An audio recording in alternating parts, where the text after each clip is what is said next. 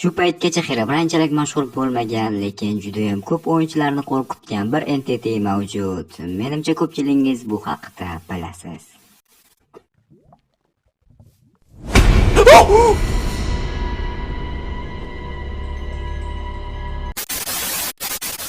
Null. Bu Minecraft'dagi eng qadimgi va eng qo'rqinchli afsonaviy mavjudotlardan biri. U Herobrine'dan ham sirliroq bo'lib, o'zini boshliqlardan kelgan mavjudot sifatida namoyon qiladi. Ba'zi o'yinchilar uni xatolik deb o'ylashsa, ba'zilari esa uni haqiqiy deb o'ylashadi. Aslida u Herobrine'dan ham qo'rqinchlidir, chunki u faqat sizni kuzatadi. Birinchi marta 2010-2011 yillarda ba'zi forumlarda va YouTube videolarda paydo bo'lgan. O'yinchilar aytishicha, Null o'yin fayllarini mavjud bo'lmagan, lekin o'z-o'zidan paydo bo'ladigan mavjudot. U odatiy setlarda uchramaydi, lekin Void, Null, Dead yoki Error kabi setlarda kuzatilgan. U Minecraftning sirli backend tizimining chiqib ketgan hayot shakli deb qaraladi. That's a lot.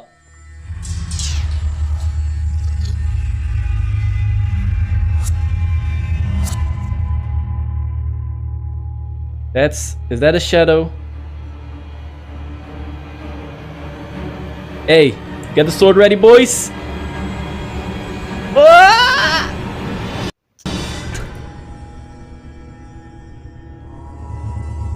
Wait, what?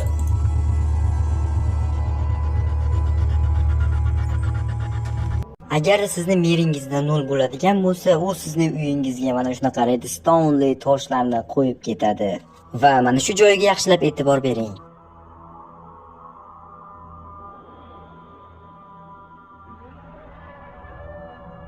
Xo'sh, siz nimanidir ko'rdingizmi? Keling videoni qaytadan ko'ramiz. Menimcha baribir ko'rmadingiz. Videoni yaqinlashtirib va sekin holatda hozir sizlarga ko'rsataman.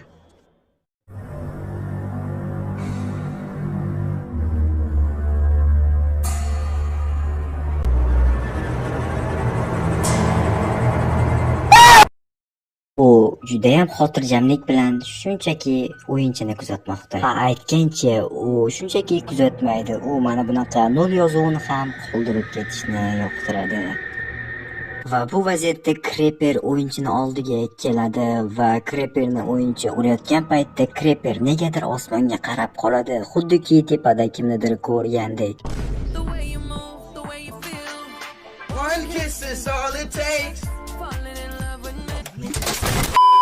Null hattoki o'yinchini qayiqdan ham tushirgisi kelmay qoladi.